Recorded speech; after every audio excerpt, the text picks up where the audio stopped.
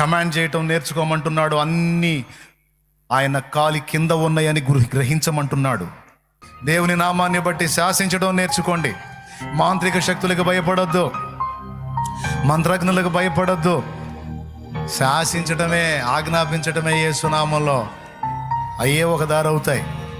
అభివృద్ధి చేసి నేను చెప్పిన ఈ సమస్త భూమిని మీ సంతానమునకిచ్చేదననియు వారు నిరంతరము దానికి హక్కుదారులగుదరనియు వారితో నీ తోడని ప్రమాణము చేసి చెప్పితివనెను. ఏమయ్యా ప్రమాణాలు చేస్తావు, మళ్ళీ చంపుతానంటావు, నీ ప్రమాణం ఏమవ్వాలి? ఎట్లా దేవా నువ్వు ఇంత ఆవేశపడితే ఎట్లయ్యా? కాదు సంతాపపడు అంటే ఆయన సంతాపపడి 14వ వచనం చదువు. అంతటా యెహోవా తన ప్రజలకు చేసేదనని చెప్పిన కీడును గూర్చి సంతాపపడెను. మోషే ఆజ్ఞాపించాడు, దేవుడు సంతాపపడ్డాడు. అంటే ఎంత చనువు ఇచ్చాడండి మనకి. ఆనాడు ఆ భక్తులు చెప్పిన మాట వింటమే కాదు, ఈనాడు మనకి మీరు కూడా ఆజ్ఞాపించండి అర్రా, నేను మిమ్మల్ని ఆజ్ఞాపించి ఆజ్ఞలు పాటించమంటమే కాదు, మీరు చెప్పిన ఆజ్ఞలు సహేతుకమైనవైతే నేను కూడా వాటిని పాటిస్తాను, వాటిని నెరవేరుస్తాను అంటున్నాడు ఆయన. కూడా ఇది నా దేవుని హృదయ సౌందర్యం, ఇది నా దేవుని ఔన్నత్యం. మనం కమాండ్ చేస్తే ఒక తండ్రిలా మారిపోతాడు, కొడుకులాగా భావిస్తాడు, కూతురులా భావిస్తాడు. ఇక కూతురు పెత్తనల్లని తండ్రి మీదేగా. కొడుకులు కూడా పెద్దగా దాగించుకోరు, కూతుళ్ళు మామూలుగా దాగించుకోరు తండ్రుల మీద. ఎంతమంది ఒప్పుకుంటారు? తల్లి మీద దాగించరు, తన్నిద్ది. తండ్రి ఎందుకో మరి ఆడపిల్లల్ని ప్రేమిస్తాడు. మా అమ్మ పట్టుకొని ఫుల్ కోటింగ్ ఇచ్చింది మా అక్కయ్య వాళ్ళకి, మా నాన్న ఇవ్వడు. మా అమ్మ కోటింగ్ ఇస్తే మా నాన్న చాటుకు పరిగెత్తారు. ఉండవామా పానివామా అంటుంటాడు, లాగి బాధిది. మళ్ళీ దేవునికి స్తోత్రం. ఆడపిల్లలు ఎందుకో నామచాటు, సాగింపుడు. నానే అత్తగారింటికి వెళ్ళేటప్పుడు కూడా నాన్న పట్టుకొని ఎడుతారు.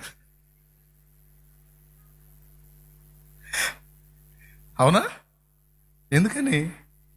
ఎందుకు? ఆడపిల్లలకి నాన్న మీద ఎక్కువ మమత, మగపిల్లలకేమో అమ్మ మీద ఎక్కువ మమత. ఎందుకంటే భార్యకు ఊడిగం చేసి పెట్టిద్దని.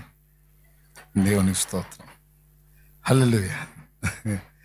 అయ్యే ఉంది, తిని కూర్చుంటాడు. అమ్మ అయితే అంట్లు తోమిద్ది, బండ్లు తుడిసిద్ది, అన్ని పనులు, బట్టలు ఉతికిద్ది. ఒక కాలు పోయి ఒక చెయ్యి పోయినా కూడా ఒక కాలు ఒక చేత్తోనే చేస్తుంటుంది. అందుకని అమ్మ అంటే ఇష్టం కొడుకులకి. అనిగా అదిలే వరకు చెబుతున్నాను. స్తోత్రం. కాబట్టి ఇక్కడ పాయింట్ నెంబర్ 1లో దేవుడు మన నుంచి మనల్ని ఆజ్ఞాపించడమే కాదు, మనల్ని ఆయన దగ్గర చనువుతో ఆజ్ఞాపించమని కూడా కోరుతున్నాడు. నాకు కూడా చెప్పండి, అవి నా కుమారులను గూర్చి, నా హస్తకృతములను గూర్చిన, హస్త కార్యములను గూర్చిన సంగతుల విషయమే నాకు ఆజ్ఞాపించండి. ఇందాక నేను ప్రార్థించినట్టు వాళ్ళ సంగతి ఏంటయ్యా అని దేవునికి ఆజ్ఞాపిస్తే కోప్పడతాడా? ఇబ్బంది పడతాడా? ఇసుకిచ్చుకుంటాడా? ఎంత ధైర్యంరా అంటాడా? ముచ్చట పడతాడా? ఏందిరా మొహానికి తగలో, ఈ పొట్టకను నడుంకు తగులుతున్నాయి, పైకి లేపండిరా. పేరుకే బిల్డప్గానే మొహానికి తగలట్లేదు. దేవునికి స్తోత్రం. ఏమండి? కడుపు చల్లగా ఉంటుంది మొహం.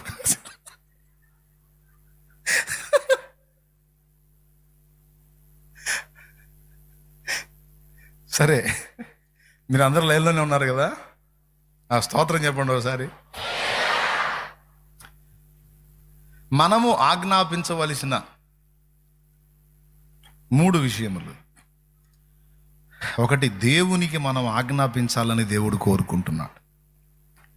అంత చనువులోకి మనం వెళ్ళాలి, అంత బాధ్యతలోకి మనం వెళ్ళాలి. కొంతమంది ఆజ్ఞాపిస్తారు, ఏందయ్యా ఎప్పుడు తీరుతావు నా అప్పులు? అప్పులు తీరవా? ఎంతకాలం ఇబ్బంది పడాలి? కొంచెం బెటర్ రా ఇప్పుడు అబ్బాయి. కొద్దిగా ఇటు తిప్పు నాన్న, చక్కగా తగులుతుంది. ఇటు తిప్పు, ఇటురా. అది యేసు రక్తమే జయం. లాభం లేదండి, ఇంకా 4 ఫ్యానులు తెప్పించాలండి. 4 కాదు కానీ ఇంకా తెప్పించాలి ఫ్యాన్లు. ప్రార్థన చేయండి. ఈ ఏనుగు ఫ్యాన్లు కాకుండా అందులో సగం ఫ్యాన్లు అక్కడొకటి ఈ షెడ్ అంతా వేయించాలా. అవతల వాళ్ళకి అమ్మగా మొత్తం ఫుల్ ఫ్యాన్లు ఉన్నాయి, మనకే సరిగా గాలి ఉంటుందా. వాళ్ళు చూడ అసలు ఎట్ట కూర్చున్నారు చల్లగా. దేవునికి స్తోత్రం.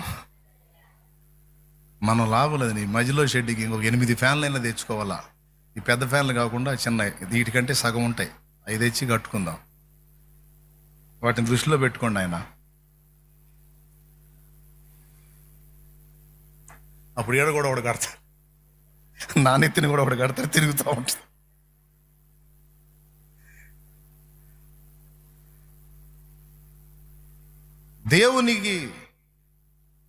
దేవుని సంబంధమైన కార్యముల విషయంలో మనం ఆజ్ఞాపించవచ్చు. గుర్తుపెట్టుకో, అంత చనువు, అంత సోషలిజం దేవుని విషయంలో మనకుంది. ఆయన దేవుడు, మనం మనుషులు అన్నట్టే కాదు. ఎప్పుడైతే మారు మనసు పొంది బాప్తిస్మం పొంది దేవుని బిడ్డలం అయ్యామో అప్పుడు మనకు ఆ చనువు వచ్చేసింది. నాన్నని కూతురు శాసించినట్టు దేవుణ్ణి మనం ప్రశ్నించవచ్చు, తెలుసుకోవచ్చు, ఆజ్ఞాపించవచ్చు. ఆజ్ఞాపించండి అంటున్నాడు. ఇది మొదటి విషయం. ఏమేమి 2 విషయాలు అడగమన్నాడు. కుమారులను గూర్చియు హస్త కార్యములను గూర్చి మీరు అంటే ఆయనకు సంబంధించిన విషయాల్లో మనం ఆజ్ఞాపించవచ్చు. మరి మనం ఎదుర్కొంటున్న పరిస్థితుల విషయంలో కూడా అడగవచ్చు. కానీ ఎక్కువ సంతోషపడేది మాత్రం బాధ్యతతో కూడి మాటలు మనం మాట్లాడినప్పుడు సంతోషిస్తాడు. అరే నీకు అప్పులు ఉన్నాయి కదరా శాలేం రాజా, నువ్వు అప్పుల గురించి బాధపడకుండా వాళ్ళు నశించిపోతున్నారని వాళ్ళ కోసం ఏడుస్తావు, వాళ్ళని దర్శించమని ఆజ్ఞాపిస్తావు. ఏమిరా నీ అప్పుల గురించి అడగవా? నా అప్పులు ఏముంది లేవయా, నువ్వు పుట్టించావు, వచ్చినాయి, అవి నువ్వు తీసేస్తావు, వాటి గురించి నాకు చింత లేదు. అవన్నీ శరీర సంబంధమైన విషయాలు, సమస్యలు అనుమతించిన నువ్వే వాటిని తీసేస్తావు. ఆ విషయంలో నాకు విశ్వాసం ఉంది. నువ్వు వాళ్ళని దర్శించాయా, నాకు అది ముఖ్యంగా, అది కావాలయ్యా. నాకు ఆత్మను రక్షించాయా, వాళ్ళు చూడయ్యా పాడైపోతున్నారు, చూడయ్యా, వాళ్ళకి ఏది దేవుడో తెలియదయ్యా, తాగుబోతులు అయిపోయారయ్యా, వ్యభిచారపోళ్ళు అయిపోయారయ్యా, డ్రగ్స్కు బానిసలు అయిపోయారయ్యా, చిన్న చిన్న వయసుల్లో గంజాయిలకు బానిసలు అయిపోయారు, హెరాయిన్కి బానిసలు అయిపోయారు, మాదక ద్రవ్యాలకు బానిసలు అయిపోయారు. అయ్యా చిన్న చిన్న వయసుల్లో మందు తాగి నాశనం అయిపోతున్నారు అయ్యా. అయ్యా అయ్యా అయ్యా, వాళ్ళకి నువ్వు తెలియదయ్యా, వాళ్ళని దర్శించయ్యా, వాళ్ళతో మాట్లాడయ్యా, వాళ్ళని కదిలించయ్యా, పట్టించుకోయా, వాళ్ళని నువ్వు పట్టించుకో. శభాషురా అంటాడు. మోషే తన గురించి ఎక్కడన్నా అడిగాడని చూడండి, ఎప్పుడు ఇతరుల గురించి. అలాగని మోషేకి ఏం తక్కువ చేయాల దేవుడు. మనం ఎప్పుడైతే బాధ్యతలోకి వెళ్ళి మన ఆలోచనలు, మన పరిస్థితులు, మన అవసరాలు పక్కన పడేసి దేవుని కుమారుల సిద్ధపాటును గురించి, ఆయన హస్త కార్యముల గురించి మనం ఎప్పుడైతే చింత కలిగి బాధపడుతున్నామో, వ్యాకుల పడుతున్నామో, చింత కలిగి ఉన్నామో, దేవుడు సంతోషించి వాటిని నెరవేరుస్తాడు. మనం ఫేస్ చేస్తున్నటువంటి చింతల విషయంలో కూడా జోక్యం చేసుకుంటాం. ఇది సూత్రం.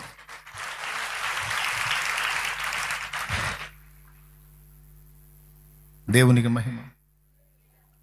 బాధ్యత గల కొడుకు ఏమంటాడండి? చీటిపాటకి డబ్బులు కట్టాలి, 20,000 కట్టాలి. 20,000 వచ్చినాయి, వీడికేం బట్టలు చినిగిపోయినాయి. అబ్బాయి ఒక 5,000 తీసుకొని బట్టలు తెచ్చుకోరా అన్నాడు నాన్న. బాధ్యత గల కొడుకేమంటాడు?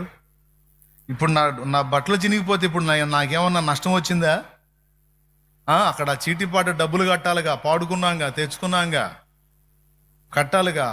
నాకు 5,000 వద్దు, ఏమొద్దు, ముందు అవి కట్టే నానా అని కొడుకంటే ఆ తండ్రి ఎంత ఉప్పొంగిపోతాడో. రెండు జరుగుతాయి ఆ తండ్రి హృదయంలో. ఒకటి, బాధ్యత ఎరిగిన కొడుకు మనస్తత్వాన్ని బట్టి పొంగిపోతాడు. పాపం ఆ కొడుకు తనను కూడా పట్టించుకోకుండా తండ్రి మీద ఉన్న బరువుని తీసి తండ్రి ఇష్టాన్ని నెరవేర్చడానికి ఆశ కలిగి ఉన్నందున కొడుకు కోసం ఏడుస్తాడు కూడా. ఏడవడా? ఇంత నీతి గల్లోడు నా కొడుకు, వాడికి పాపం బట్టలు చినిగిపోయినాయి అని బాధ.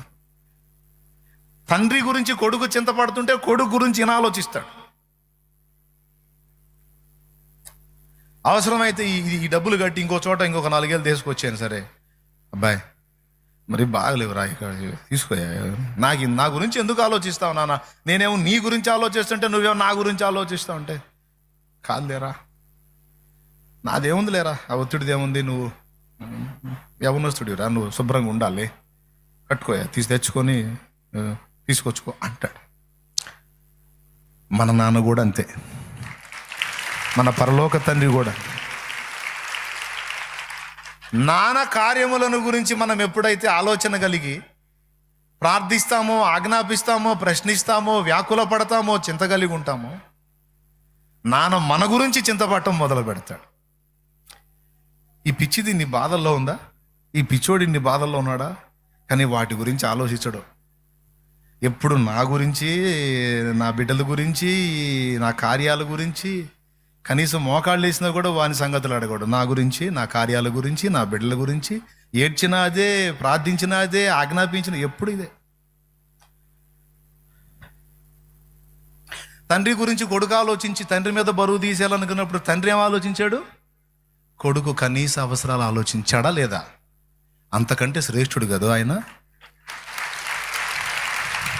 ఆలోచించడు ఏమయ్యా? ఖచ్చితంగా ఆలోచిస్తాడు, నెరవేరుస్తాడు కూడా మన కార్యాలు. మన భూ సంబంధమైన తండ్రులకైనా ఆ శక్తి లేదు, ఆ ఛాన్స్ లేదు. కొంతమందికి ఉంటుంది, కొంతమందికి ఆర్థిక ఇబ్బందులు బట్టి ఉండకపోవచ్చు. కానీ మన పరలోక తండ్రి శ్రీమంతుడు. మనం ఎప్పుడైతే ఆయన కార్యముల విషయమే వ్యాకుల పడుతున్నామో, చింత కలిగి ఉన్నామో, ఆయన మన గురించి ఆలోచించడం మొదలు పెడతాడు. ఇది ఫస్ట్ పాయింట్, గుర్తుపెట్టుకోండి. ఆజ్ఞాపించండి అన్నాను. ఏం ఆజ్ఞాపించాలి? ఆయన కుమారులను గూర్చి, హస్తకార్యములను గూర్చి. స్తోత్రం.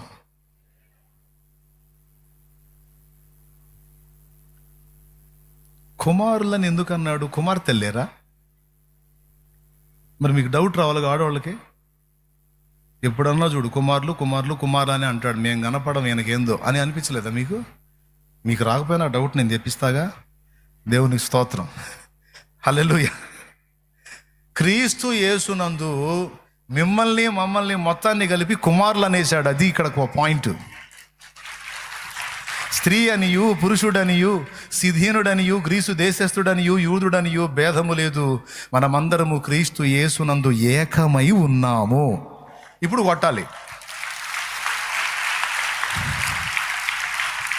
అయిపోయిందా? దేవునికి స్తోత్రం. ఇప్పుడు ఇక అయిపోయింది. ఇప్పుడు దేవుడిని ఆజ్ఞాపించే విషయాలు అయిపోయినాయి. 3 ముక్కలు కట్టా, కొట్టా, అంతే. ఇప్పుడు రెండవది, మనము సైతానుని, వాడి దయ్యాలను కూడా ఆజ్ఞాపించాలని దేవుడు కోరుకుంటున్నాడు. బతిలాటం కాదు, ఆజ్ఞాపించాలని. ఇప్పుడు ఉదాహరణకి ఎవరన్నా దయ్యం బట్టి వచ్చారనుకో నీ దగ్గరికి, బ్రదరు భక్తుడివి నువ్వు, దయ్యం పట్టింది, ఒక ఆమెను తెచ్చారు, నువ్వేం చేస్తావు?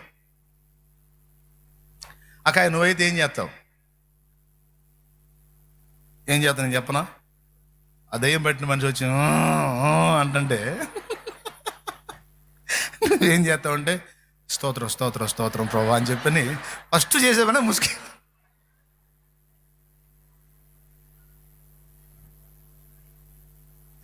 దేవునికి స్తోత్రం. ఫస్ట్ చేసే పని ఏంది? ప్రభా నీకు స్తోత్రం నాయన అని చెప్పని ముసుగేసుకొని హల్లెలూయా హల్లెలూయా హల్లెలూయా ప్రభా యేసు నామములో ప్రభా ఎదురాత్మ నాయన. అవునా కదా? ఇప్పుడు ఉదాహరణకి ఎవరన్నా నీ దగ్గర తెచ్చారు అనుకో, అక్క ఈ మనిషికి దయ్యం పట్టింది అక్క, ప్రార్థన చేయకని తెస్తే నువ్వేం చేస్తావు చెప్పు? ప్రార్థన చేస్తావు లేదా? బైబిల్లో ఎక్కడన్నా ఉందా మనం చేసే పని చేయమని? బైబిల్ ఎక్కడన్నా ఉందా? దురాత్మ పట్టిన వాళ్ళు ఎదురుకొస్తే వెంటనే సేవకులైనా విశ్వాసులు ఎవరైనా సరే, స్తోత్రం స్తోత్రం స్తోత్రం ప్రభా, యేసు నామములో నా తండ్రి దయ్యం వెళ్ళిపోవాలి ప్రభా, ఇప్పుడే వెళ్ళిపోవాలా అని చెప్పని ప్రార్థన చేయమన్నాడా? అన్నాడా? మరేమన్నాడు? అపోస్తలులు ఏం చేశారు? యేసై ఏం చేశాడు? దయ్యాలు పట్టినోడు ఎదురొచ్చినాడు అనుకో యేసైకి, పరలోకపు తండ్రి నీకు స్తోత్రం, ఇదిగో ఈ దురాత్మను బంధించి అన్నాడా? ఏ అపవిత్రాత్మ వెలుపలికి రా అన్నాడు. ఆజ్ఞాపించాడా లేకపోతే బ్రతిమలాడా? అందరు చెప్పాలి. మరి మనం ఏం చేస్తున్నాం? దెయ్యం పట్టిన వాళ్ళు ఎదురు రాగానే వెంటనే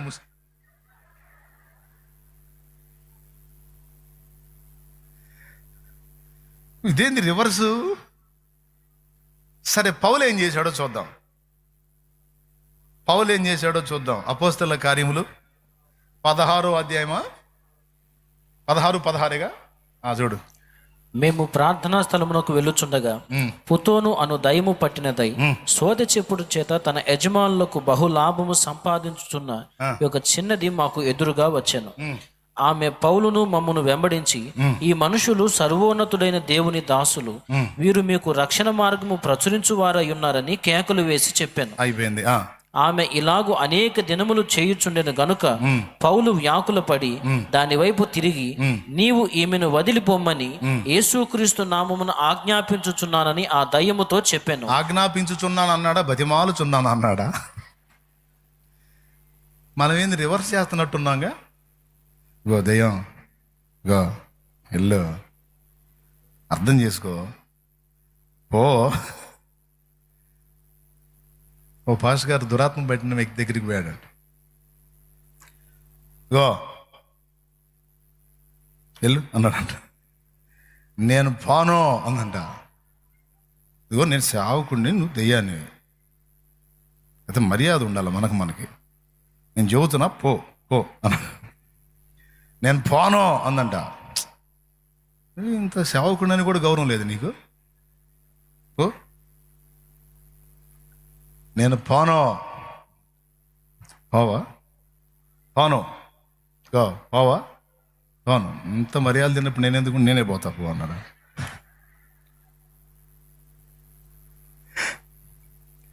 ఇక్కడ యేసు ప్రభువు కానీ అపోస్తలులు కానీ వాటిని ఆజ్ఞాపించారు, వాటిని శాసించారు, వాటితో చెప్పారు.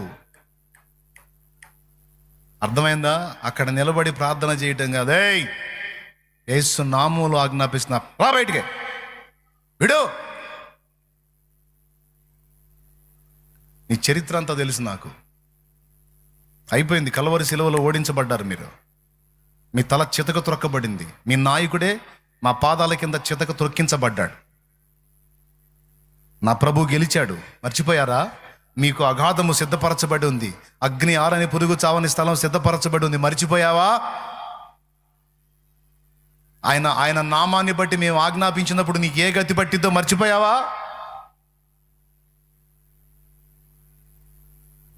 ఆయన నామము అన్ని నామముల కంటే పైనామముగా చేయబడిందని మర్చిపోయావా? ఆయన నామము అన్ని నామముల కంటే పైనామము.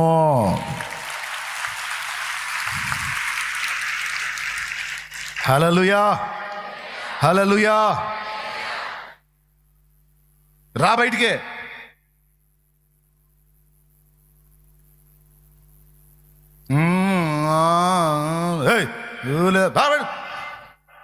ఏసునామములో ఆజ్ఞాపిస్తున్నాడు. ఈ గద్దించుడే. యేసయ్యను చూడండి, అపోస్తలులను చూడండి. అపవిత్రాత్మలను వారు గద్దించారు, యేసు నామమున ఆజ్ఞాపించారు. ఫస్ట్ మనం దేవునికి ఏ విషయాలలో మనం ఆజ్ఞాపించవచ్చో, అది ఏ విషయాన్ని బట్టో, అక్కడ తండ్రి కొడుకుల చనువును బట్టి, తండ్రి కూతుళ్ళ చనువును బట్టి మనం కమాండ్ చేసినప్పుడు దేవుడు వింటాడు. అది ఒక కారణం.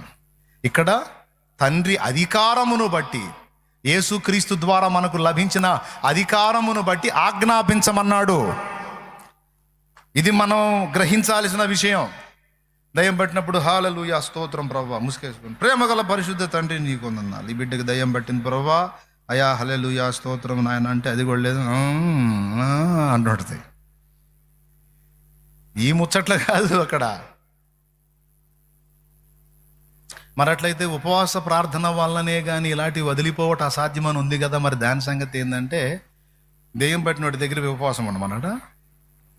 దేవునికి స్తోత్రం, హల్లెలూయా. దెయ్యం పట్టినోడి దగ్గర పోయి ఉపవాసం ఉండమల్ల. ఉపవాస ప్రార్థనలో ముందు సిద్ధపడండి, దయ్యం దగ్గర పోయి ఆజ్ఞాపించండి. హల్లెలూయా. ఎంతమందికి అర్థమైంది? ఇప్పుడు ఏం చేస్తారు? ఇక దయ్యం పట్టిన వాళ్ళు ఎదురుకొస్తే ఏం చేస్తారు? హల్లెలూయా ప్రేమ కలిగిన పరిశుద్ధత.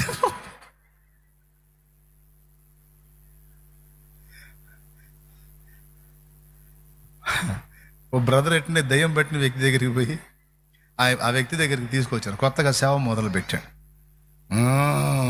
అనుకుందండి. బాగా మొహం ఎదురుగా పోయి దేశనామ ప్రభువా స్తోత్రం హల్లెలూయా హల్లెలూయా అని ప్రార్థన మొదలు పెట్టాడు. ఏ పో అని లాగి తలకాయ వెనక్కి తీసి ఒక్క గుద్దు ముక్కుకు పెట్టి గుద్దింది. ఆ ముక్కు బెదిరి రక్తం వచ్చింది. ఆ రక్తం చూసి అప్పటిదాకా హల్లెలూయా హల్లెలూయా అన్నాడు. ఇక పట్టుకొని బాధటం మొదలుపెట్టాడు.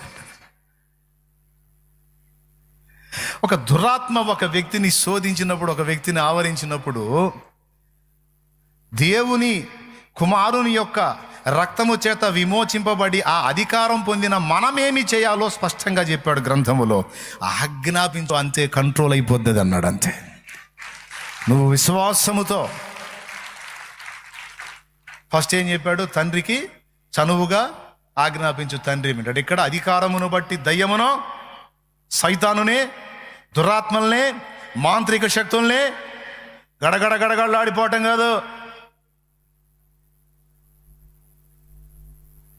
గడగడగ వామ్మో పెద్ద పెద్ద మాంత్రిక శక్తి అంట, అదంట ఇదంట. మాంత్రిక శక్తి లేదు, పిశాచి శక్తి లేదు, దయ్యపు శక్తి లేదు. ఏదైనా అన్ని నామముల కంటే పైనామం యేసునామం. ఆ నామము అన్నిటికంటే పైన ఉంది, ఇక అన్ని కిందే.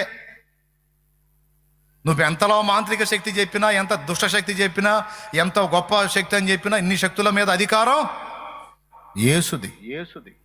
కావాలంటే చూడు, పేతురు రాసిన పత్రిక,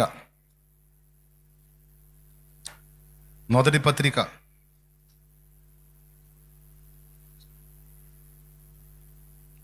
3వ అధ్యాయం. నేను చెప్పింది ఉందో లేదో చూడండి. 22వ వచనం చదువు. ఆయన పరలోకమునకు వెళ్ళి దూతల మీదను అధికారుల మీదను శక్తుల మీదను అధికారము పొందినవాడై దేవుని కుడిపాశమున ఉన్నాడు. వేటి మీద అధికారం పొందాడు? శక్తుల మీద. రాసుకో, అక్కడ అండర్లైన్ చెయ్యి. ఇప్పుడు ఏ శక్తి చెబుతావు నువ్వు? దయ్యపు శక్తి చెబుతావా? సాతాను శక్తి చెబుతావా? దుష్ట శక్తి చెబుతావా? దురాత్మ శక్తి చెబుతావా? మాంత్రిక శక్తి చెబుతావా? చేతబడి శక్తి, చిల్లంగి శక్తి, బాణామతి శక్తి, ఏది చెబుతావు? అన్నిటి మీద ఆయన అధికారం పొందిన వాడని స్పష్టంగా చదివావా లేదా? చూడు, అన్నిటి మీద ఎవరికి అధికారం ఉంది? అది ఇంకా పారవు.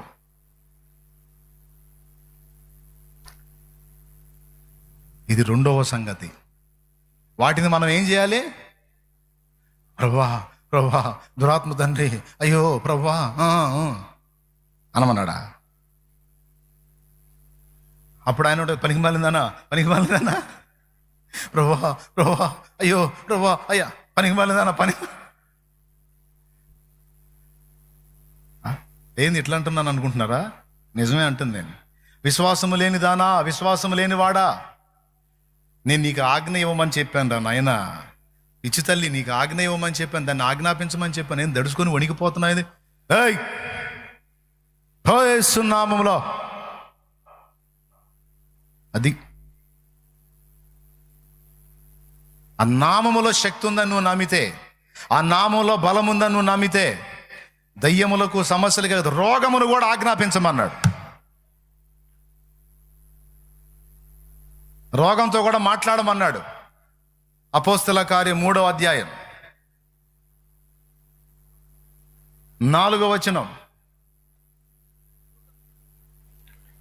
పేతురును యోహాను వారిని తేరి చూచి మా తట్టు చూడమనిరి. వాడు వారి యొద్ద ఏమైనా దొరుకునని కనిపెట్టొచ్చు వారి యందు లక్ష్యముంచెను. అంతటా పేతురు, వెండి బంగారములు నా యొద్ద లేవు గాని నాకు కలిగినదే నీకిచ్చుచున్నాను. నజరేయుడైన యేసుక్రీస్తు నామమున నడువుమని చెప్పి వాని కుడి చెయ్యి పట్టుకుని లేవనెత్తెను. అది కాసేపు ప్రార్థన చేయలాడా, అదే రహస్యం వింత. కాసేపు ప్రభువా స్తోత్రం హల్లెలూయా గ్లోరీ అని చెప్పని ప్రార్థన చేయలా. ప్రార్థన చేసే కాడ చేశారు, శక్తి పొందే కాడ పొందారు. సీన్లోకి వచ్చినప్పుడు ఇక ప్రార్థనలు కాదు, చల్ లే లే యేసునామములో లే. ఎంతమందికి అర్థమవుతుంది? అయ్యలారా స్పష్టంగా అర్థమవుతుందా? అదే ఉందా?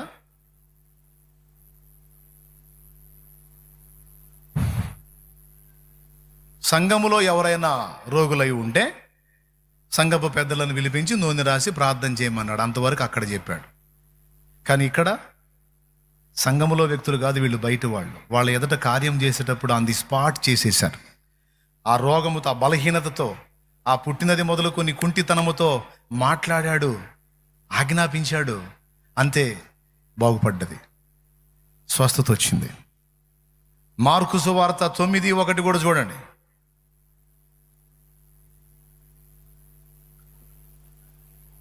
మరియు ఆయన ఇక్కడ నిలుచున్న వారిలో కొందరు దేవుని రాజ్యము బలముతో వచ్చి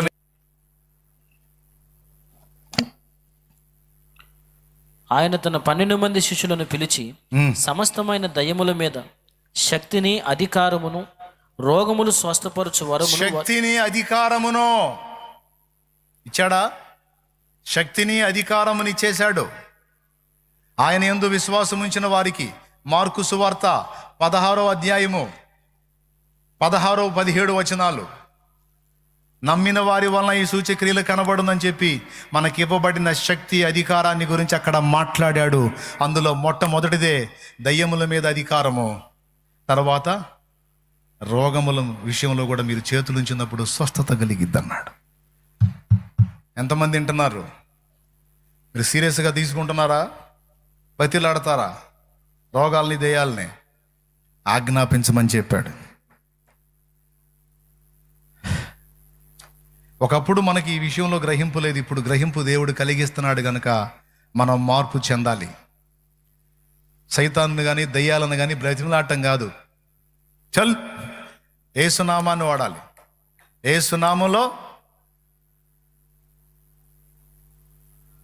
అన్న పౌలు వాడితే సరిపోయింది కానీ నువ్వు వాడితే సరిపోయిద్దన్నా అంటే, పౌలు యేసునందు విశ్వాసం ఉంచాడు, నువ్వు నేను కూడా యేసునందు విశ్వాసం ఉంచాం. ఖచ్చితంగా వినబడిద్ది. దేవుడు తీసుకుంటాడు మన ప్రార్థనని, మన ఆజ్ఞని కూడా దేవుడు తీసుకుంటాడు. దయ్యాలకు కూడా సంగతి తెలుసు. మనం రక్షింపబడ్డాం, క్రీస్తు రక్తంలో కడగబడ్డాం, బాప్తిస్మం పొంది దేవునికి చెందిన వారం అయ్యాం గనుక మనకు అధికారం ఉందన్న సంగతి దయ్యాలకు తెలుసు. మనకే తెలియచావాలి, అది గొప్ప విషయం. మనకే తెలియచావాలి. ఇప్పుడు ఇంట్లో ఎలుక ఉంది, మీ గదిలోకి ఎలుక వచ్చింది అనుకో, మీరు భయపడతారా? భయపడరా? ఇంట్లో తిరుగుతూ ఉంది చుట్టూ, నీ కాళ్ళ కిందకు వస్తుంది, నువ్వు ఎగిరి పడతావా లేకపోతే ఏ ఏ అంటూ ఉంటావా? ఎగిరి పడతారా? పడరా? ఎలుక ఆడా మీరేడా? కానీ ఎగిరి పడతారు. అది కూడా ఎగిరి పడుతుంటుంది. ఇప్పుడు ఎలుక గారి చచ్చిపోయిన వాళ్ళు ఎవరైనా ఉన్నారా? సరే ఎలుక తీసేయండి, బల్లి సంగతి తీసుకోండి. బల్లి గారి చచ్చిపోయిన వాళ్ళు ఎవరైనా ఉన్నారా? అది ఏడ గరిచిద్ది, అది పరిగెత్తన జరిపోయింది. అది ఎలుక కంటే కూడా ఇంకా చిన్నగా ఉంటుంది బల్లి. ఇప్పుడు ఏడదాకెందుకు, ఇక్కడ రమ్మని ఒకటి మొత్తం లెగుతారు. అది ఉండేది ఇంత, మళ్ళీ పరుగో పరుగు. కానీ దాని భయం ఏంటో తెలుసా? ఇంతలా వ్యక్తులు వీళ్ళ కాలు పడినా సస్తాను నేనని వాళ్ళ ఎలుక భయం, బల్లి భయం. మన భయం ఏంది? అది ఆడ మీద పడిద్దో, అది ఆడ గరిసిద్దో అని. కానీ ఎవరికి ప్రమాదం ఉంది? ఒక్క మాట చెబితే అయిపోయింది. ఎలుకతో మనకు ప్రమాదం ఉందా? మనతో దానికి ప్రమాదం ఉందా? దెయ్యాల పరిస్థితి కూడా అంతే. వాటితో మనకు కాదు, మనతోనే వాటికి డేంజర్. ఎవరితో? అందుకే నువ్వు ఆజ్ఞాపించిన దాకా కాదు, నువ్వు కరెక్ట్గా నిలబడి విశ్వాసంతో నువ్వు సిద్ధపడుతుంటేనే ఆమెతో పడద్రోసి జంపు. ఇంకక్కడ అని వసంతాలకేం ఛాన్స్ లేదు. ఇక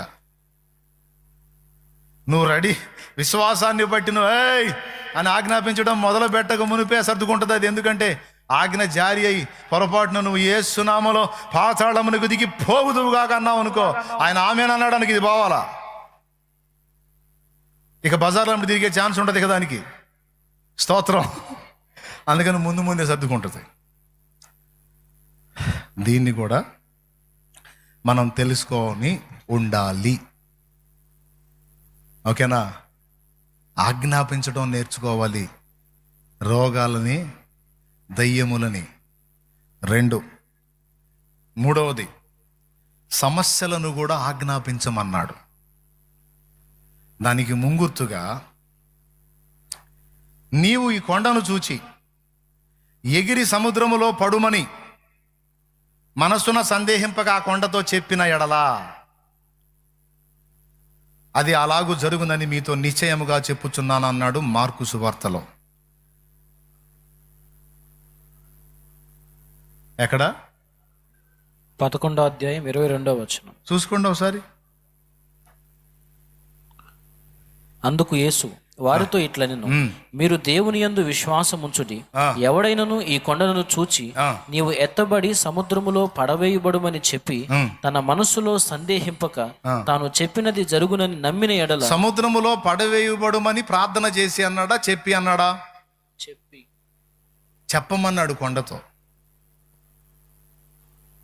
కొండదే నువ్వు లేచి సముద్రంలో పడవేయబడు అని చెప్పమన్నాడు. కొండకు ప్రార్థన చేయమల్లా.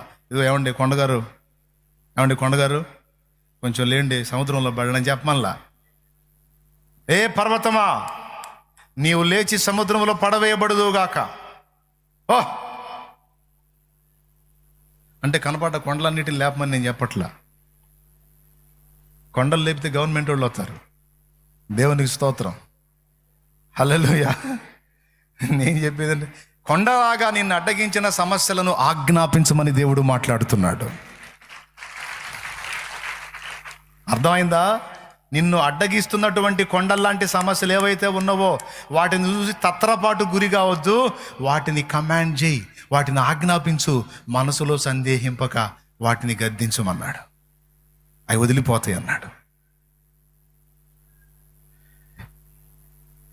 వింతైన ఈ 3 మాటలు మీకు చెప్పాలని ప్రేరేపించబడ్డా ఈరోజు. దేవునికి స్తోత్రం. కొండతో ఏం చెప్పమన్నాడు? చెప్పమన్నాడు. నీవు లేచి సముద్రములో పడవేయబడుదువుగాక. ఎంత ఆశ్చర్యకరమైన విషయం అండి. అలా నువ్వు చెప్పి మనసులో సందేహింపక తాను చెప్పినది జరుగునని నమ్మిన ఎడల ఖచ్చితముగా అలాగూ జరుగును. ఆ కింద అంటాడు, అలాగే మీరు ప్రార్థనలో అడుగు వాటినెల్లను పొంది ఉన్నామని నమ్ముడి, అప్పుడు మీకు అలాగూ జరుగునని, లేక అప్పుడు మీకు అవి కలుగునని మీతో చెప్పుచున్నాను అన్నాడు ప్రభు. ప్రార్థన చేయటమే కాదు, ప్రార్థనలో మనం అడిగినవి దేవుడు విని జవాబిచ్చాడని నమ్ముట అనేది చాలా కీలకమైన విషయం. అలా నమ్మినప్పుడు తప్పనిసరిగా వాటన్నిటిని మనం స్వతంత్రించుకుంటామని దేవుని వాక్యం సెలవిస్తుంది. దేవునికి మనం ఆజ్ఞాపించవచ్చు, అది తండ్రి కుమారుల అనుబంధాన్ని బట్టి. దయ్యముకు, దురాత్మకు, సాతానుకు మనం ఆజ్ఞాపించవచ్చు, అది దేవుడు మనకిచ్చిన అధికారమును బట్టి. సమస్యలకు, పరిస్థితులకు కొండల్లాగా మనకు అడ్డుబండలుగా ఉన్న వాటిని కూడా మనం ఆజ్ఞాపించవచ్చు. ఏయ్ నా పనికి అడ్డుపడుతున్న అవరోధమా, యేసు నామములో ఆజ్ఞాపిస్తున్నాను, తొలగో.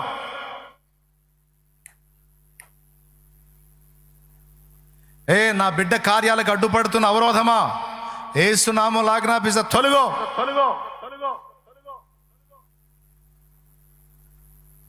అసలు ఇలా అనొచ్చు, ఇలా మాట్లాడవచ్చు అని మనకు తెలుసా? మనకు అసలు గ్రహింపు ఉందా? కానీ అది చెప్తున్నాడు అక్కడ ఉంది ఛాన్స్ అని. మూడవది దేనికి ఆజ్ఞాపించమంటున్నాడు? సమస్యలను ఆజ్ఞాపించమంటున్నాడు, ప్రతికూలతలను ఆజ్ఞాపించమంటున్నాడు, ప్రకృతిని అవసరమైతే ఆజ్ఞాపించమంటున్నాడు. ఆజ్ఞాపించాడు. ఏలియా ఆజ్ఞాపించాడు, యేసయ్య ఆజ్ఞాపించాడు. గాలిని గద్దించి సముద్రమును నిమ్మళించమని ఆజ్ఞాపించినప్పుడు అది నిమ్మళించి ఊరకున్నట్లుంది. ఏలియా ఆజ్ఞాపించినప్పుడు ఆకాశం వర్షించలేదు, మళ్ళా ప్రార్థించినప్పుడు ఆకాశం వర్షించింది.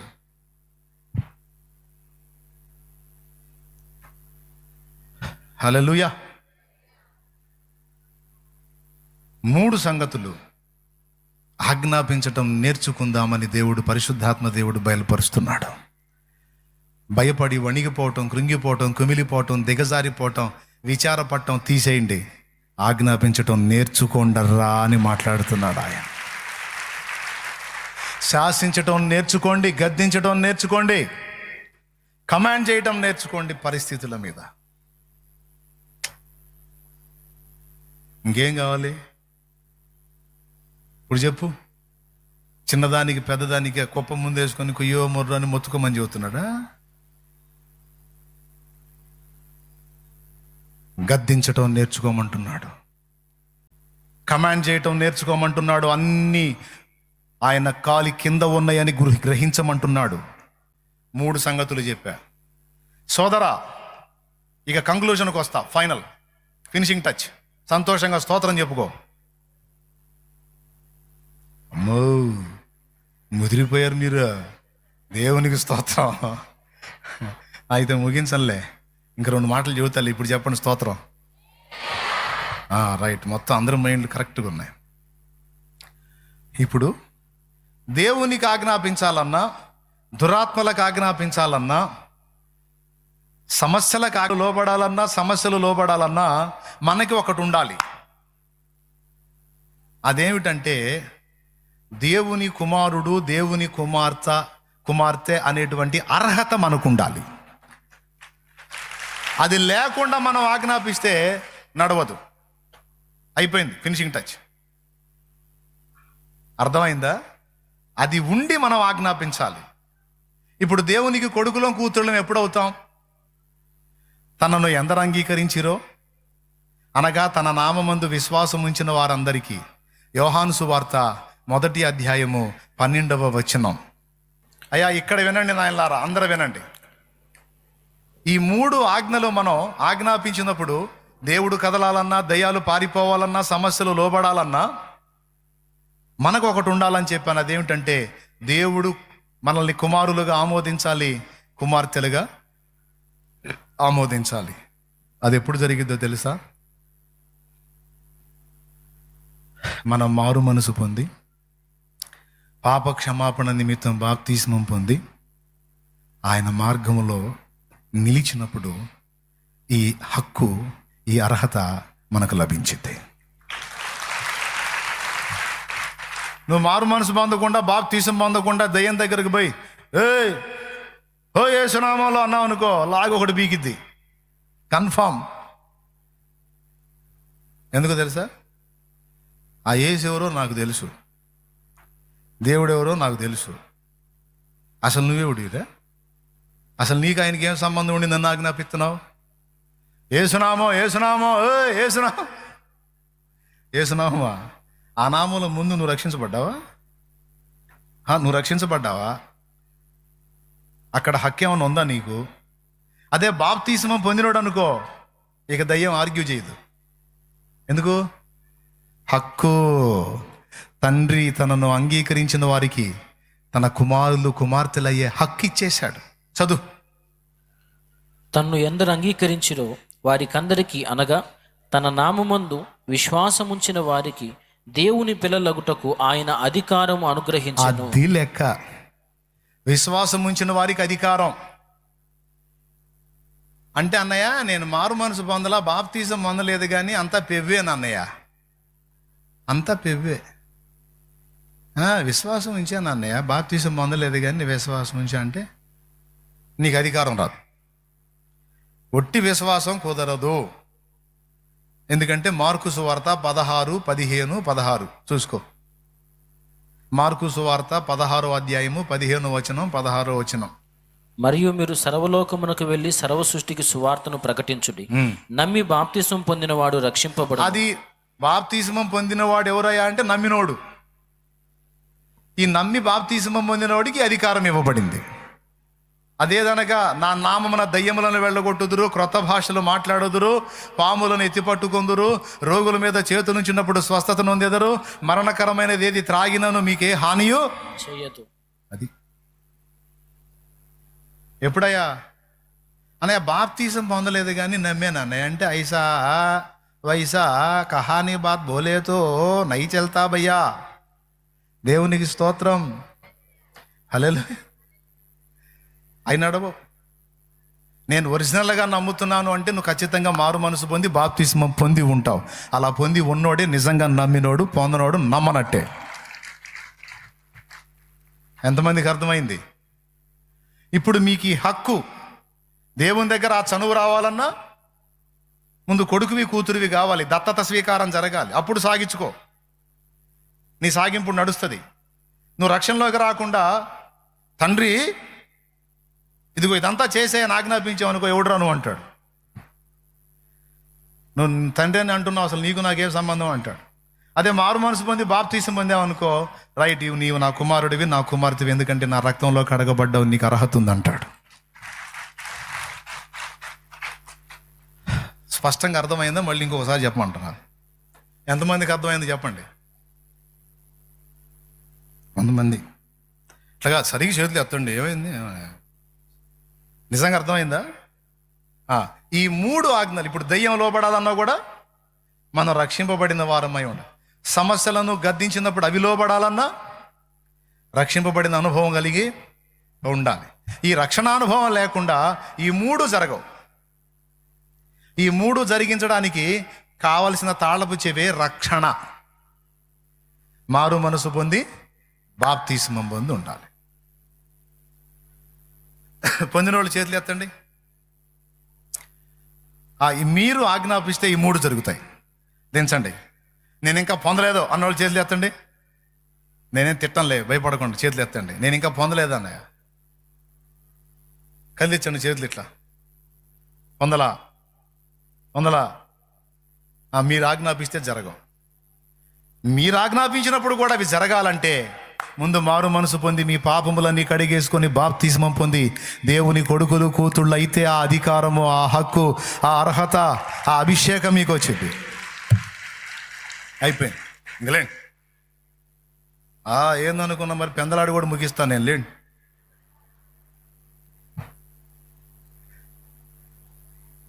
వామ్మో ఇది కళా నిజం అనుకో, అక్కడ నిజంగా నిజమే. లేండి. దేవునికి స్తోత్రం కలుగును గాక. ఇంకా ఒక్కటి కూడా కాల. లేండి. పాట ముందు పైకి లేండి. ఇక ఈరోజు బాప్తీసం విలువ మీకు అర్థమైంది. ఎవరైనా సిద్ధపడితే బాప్తీసమానికి రేపొచ్చే బుధవారం ఉన్నాయి. రేపొచ్చే బుధవారమే ఏమున్నాయి? బాప్తిస్మా కార్యక్రమాలు ఉన్నాయి. రేపు ఎల్లుండిలో ఒకరోజు ఫాస్టింగ్ ఉండి అవకాశం ఉంటే, ఆరోగ్యం బాగుంటే ఒకరోజు ఉపవాసం ఉండి నీ పాపాలన్నీ ఒప్పుకో. ఇంక వాటి జోలికి పోనాయా అని తీర్మానం చేసుకో. బుధవారం రోజు ఉదయం 10 అలా రా. బాప్తీసం పొంది నీ పాపాలన్నీ కడిగేసుకో. అప్పుడు నేను చెప్పిన ఈ 3 ఆజ్ఞలు నువ్వు ఆజ్ఞాపించడానికి హక్కుదారురాలివే అవుతావు. లేకపోతే ఈ హక్కు నీకు రాదు. కొంతమంది వేరే ఊళ్ళ నుంచి వచ్చారు. అన్న ఈరోజు బాప్తీసం ఇస్తారని వచ్చానన్న అన్నోళ్ళు ఉన్నారు. అలా సిద్ధపడ్డోళ్ళు కూటమైన తర్వాత ఆ నీళ్ల తొట్టి దగ్గరికి పోతా బాప్తీసం ఇచ్చిపోతా. స్తోత్రం. ఒకవేళ ఆ బుధవారానికి సిద్ధపడే వస్తామన్నా అంటే రా.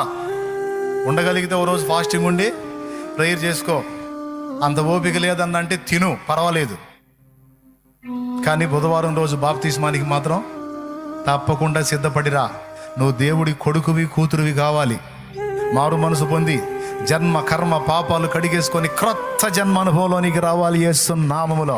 హల్లెలూయా, హల్లెలూయా, హల్లెలూయా. అలా నూతన జన్మ అనుభవంలోకి వచ్చి దేవుని అధికారాన్ని, అభిషేకాన్ని పొంది దయ్యాలను శాసించాలి, పరిస్థితులను శాసించాలి, దేవుని దగ్గర కూడా సాగించుకోవాలి. దేవునికి స్తోత్రం.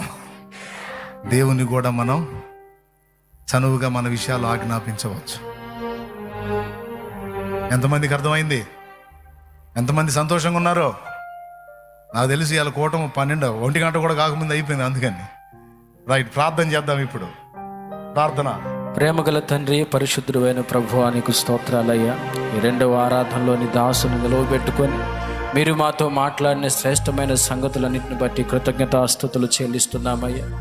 మేము వేటిని ఆజ్ఞాపించాలో, దేవాయుధకు మేము ఎలాగో నడుచుకోవాలో మీరు మాకు తెలియజేసినందుకు స్తోత్రాలు. నశించిపోతున్న ఆత్మలను గురించి నీ సన్నిధిలో ఆజ్ఞాపించే వారికి అంత చనువుగా మేము అడగాలని మీరు తెలియజేసినందుకు స్తోత్రాలు.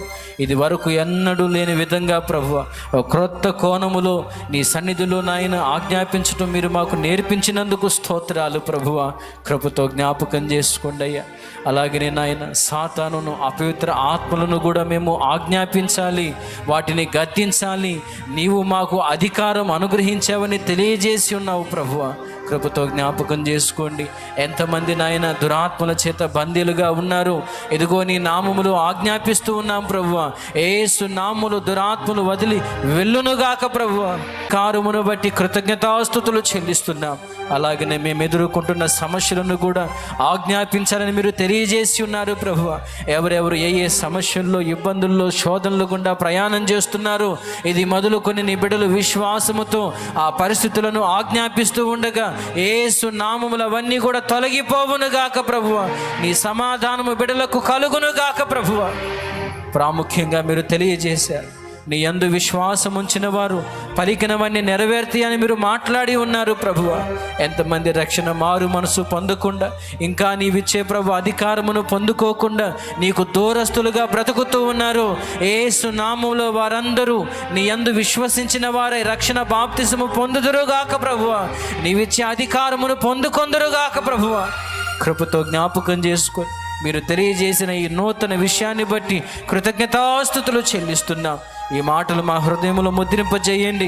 అపవాది దొంగిలించకుండా సహాయమును దయచి, ఇది మొదలుకొని ఏ పరిస్థితికి కూడా మేము భయపడకుండా, ఏ చీకటి శక్తులకు భయపడకుండా అన్నిటిని ఎదిరించి గద్దించి నీ మార్గములో ముందుకు సాగే కృప మా అందరికీ దయచేయమని, ఈ మాటలు అందించిన నీ దాసునికి మంచి ఆరోగ్యమును దయచి, ఇంకా నీ ఆత్మచేత నింపి, ఇంకా క్రొత్త సంగతులు నాయన నీ దాసునికి బయలుపరిచి మా అందరినీ కూడా నడిపించడానికి సామర్థ్యమును దయచేయమని కృతజ్ఞతాస్తుతులు చెల్లిస్తూ యేసు నామములోనే ప్రార్థించి స్తుతించి అడిగి వేడుకొని కృతజ్ఞతలు చెల్లిస్తున్నాము తండ్రి. ఆమేన్. చెప్పండి, కలవరపడతారా, శాసిస్తారా? ఆఖరికి నీ ఒంట్లో ఉన్న రోగాన్ని కూడా ఆజ్ఞాపించారు. ఏయ్, నా మీద నీకు పెత్తనం లేదు, యేసు నామములో పో అని అంతే. అంతేగాని ఇదిగో రోగమా ఏంది మరి, ఉంటావా వెళ్తావా అనవాకు.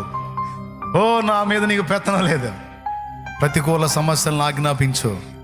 కృంగిపోవద్దు, దిగజారిపోవద్దు. నువ్వు దేవుని హక్కుదారుడివి, హక్కుదారురాలివి. నీకు తెలియదు నీ విలువ, నీకు తెలియదు నీకు ఇవ్వబడిన అధికారం. తెలుసుకో, శాసించడం నేర్చుకో, ఎదిరించడం నేర్చుకో, గద్దించడం నేర్చుకో, ఆజ్ఞాపించడం నేర్చుకో. యేసు నామములో నీకు అర్హత ఉంది. ఆమేన్. రైట్. ప్రభు నేర్పిన ఏం పాటరా? ప్రేయర్ అయిపోయినాక చూద్దాం. పరలోకమందున్న మా తండ్రి, నీ నామం పరిశుద్ధపరచుబడునుగాక, నీ రాజ్యం మాకు వచ్చునుగాక, నీ చిత్తము పరలోకమందు నెరవేరుచున్నట్లు భూమి అన్నంతను నెరవేర్చబడునుగాక. మాకు కావలసిన అనుదిన ఆహారం నేడు మాకు దయచేయండి. మా పట్ల అపరాధము చేసి ఉన్న వారిని మేము క్షమించిన ప్రకారం మీరు మా అపరాధములు క్షమించండి. మమ్మల్ని శోధనలోనికి తెగ దుష్టు నుంచి, కీడు నుంచి తప్పించండి. ఎందుచేతనగా రాజ్యము, బలము, మహిమ, శక్తి సర్వము నిరంతరము నీవై ఉన్నావు తండ్రి. ఆమేన్. ఆమేన్. మన తండ్రి అయిన దేవుని ప్రేమ, ఆయన ప్రియ కుమారుడు, మనందరి ప్రాణ ప్రియుడైన యేసయ్య శాశ్వత నిత్య కృప, పరిశుద్ధాత్మతోడి మనోహర దివ్య సహవాసం సమాధానం సమకూడిన మనకు సకల పరిశుద్ధులకు సార్వత్రిక సంఘమంతటికి సదాతోడే మనందరం నిత్యత్వంలో చేరు పర్యంతం మనల్ని నడిపించునుగాక. ప్రభేసు రక్తమునకు చేయి, ప్రభేసు రక్తమునకు చేయి, ప్రభేసు నామమునకు సంపూర్ణ విజయం కలుగునుగా. మాట చెప్పండి. తండ్రి బాధ్యతల గురించి కొడుకు ఆలోచించినప్పుడు కొడుకు కూతురు గురించి తండ్రి ఆలోచిస్తాడా, ఆలోచించడా? మరి మన గురించి పట్టించుకుంటాడా, పట్టించుకోడా? కాబట్టి దిగులు పడి కృంగిపోవద్దు. దేవుడు ఖచ్చితంగా మన విషయాలు పట్టించుకుంటాడు. దేవుణ్ణి సేవించటం, దేవుని కార్యాలను గురించి ఆలోచించటం, ఆత్మలను రక్షించటం మీద మనసు పెడదాం. దేని మీద పెడదాం? దేవుని కార్యాల మీద మనసు పెడదాం. ఆమేన్. బుధవారం రోజు ఛాన్స్ వచ్చింది. నశించిపోతున్న ఆత్మను రక్షించడానికి సిద్ధపరచండి. ఆత్మల కోసం పోరాడండి, పాటుపడండి, ఆత్మల రక్షణలోకి నడిపించండి. సిద్ధపడ్డ వాళ్ళు ఎప్పుడు, ఏ రోజు? గురువారమా? గురువారం రండి, ఎవరుండరు. బుధవారం ఉదయం 10 గంటలకి బాప్తిస్మ కార్యక్రమం ఉంటుంది. సిద్ధపడ్డోళ్ళు అందరూ చేయండి యేసునామములో. హల్లెలూయా. ఈ లైవ్లో వినేవాళ్ళు కూడా దేన్ని బట్టి నిరాశపడద్దు, నిరుత్సాహపడద్దు. విన్నారుగా దేవుని విషయాలు. ధైర్యం తెచ్చుకొని దేవుని నామాన్ని బట్టి శాసించడం నేర్చుకోండి. మాంత్రిక శక్తులకు భయపడద్దు, మంత్రజ్ఞులకు భయపడద్దు. శాసించటమే, ఆజ్ఞాపించటమే యేసునామంలో అయ్యే ఒక దారి అవుతాయి. ఆమేన్. రైట్. మీ అందరికి వందనాలు.